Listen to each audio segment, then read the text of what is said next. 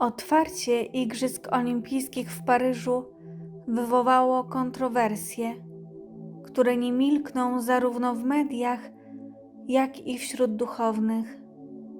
Arcybiskup Marek Jędraszewski, metropolita krakowski, ostro skrytykował ceremonię, która według niego obraziła uczucia religijne miliardów chrześcijan na całym świecie.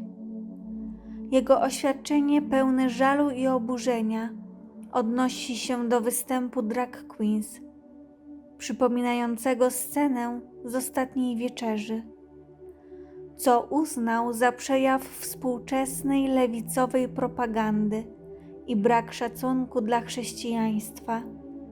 Reakcje te są częścią szerszej debaty na temat granic wolności artystycznej i szacunku dla uczuć religijnych, która wybrzmiewa po kontrowersyjnej ceremonii otwarcia. Ceremonia otwarcia. Obraza chrześcijan. Otwarcie Igrzysk Olimpijskich w Paryżu wywołało falę kontrowersji i krytyki.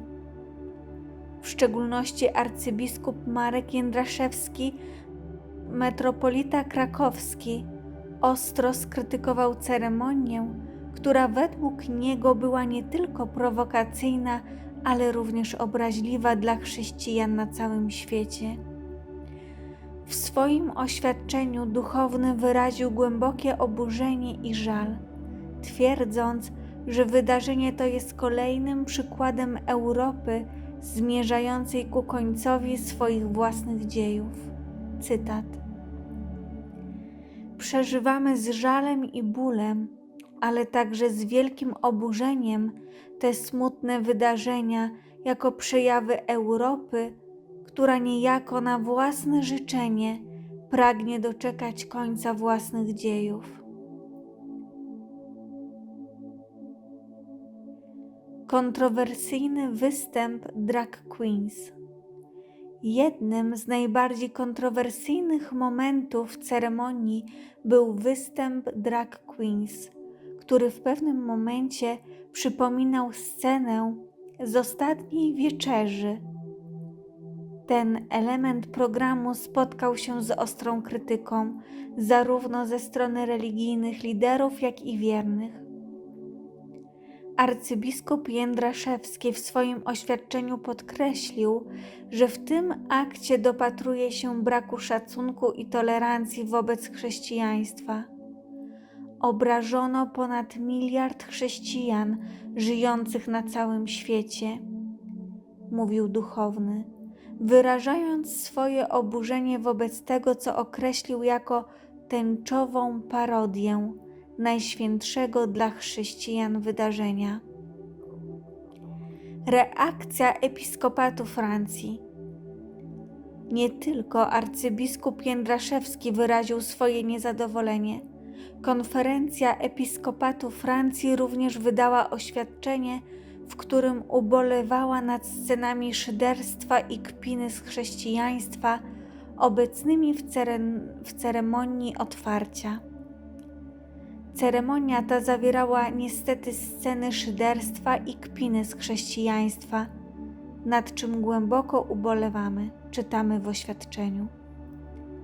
Obrona organizatorów.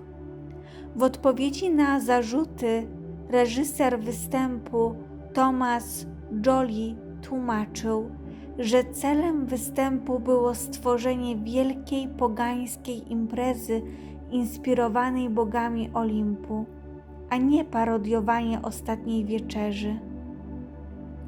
W moich pracach nie ma miejsca na wyśmiewanie lub oczernianie kogokolwiek, mówił, dodając, że jego intencją było stworzenie ceremonii łączącej ludzi i reprezentującej republikańskie wartości: wolność, równość i braterstwo. Inne niepokojące symbole, symbolika apokalipsy. W trakcie ceremonii otwarcia doszukiwano się również symboliki związanej z apokalipsą. Niektórzy widzowie zwrócili uwagę na odniesienie do czwartego jeźdźca apokalipsy, co dodatkowo zaniepokoiło część publiczności. Internauci porównywali jeźdźca z zasłoniętą twarzą do tego opisanego w Księdze Objawienia świętego Jana. Jak brzmią słowa apokalipsy, które opisują bladego konia?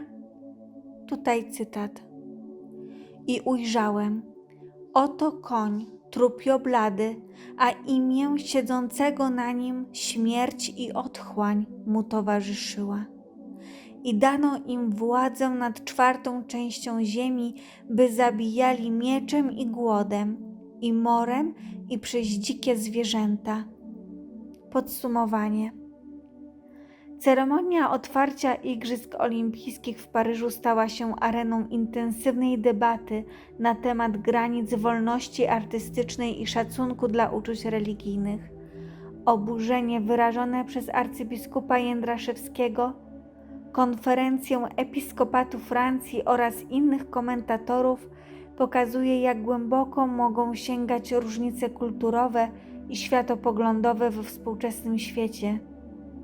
Z jednej strony stoją artyści i organizatorzy, którzy bronią swojej wizji jako wyrazu wolności i równości.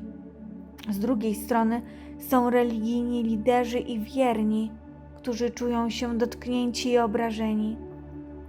Ta sytuacja stanowi wyzwanie dla społeczeństw, które muszą znaleźć sposób na zrównoważenie wolności ekspresji z poszanowaniem dla różnorodności religijnej i kulturowej.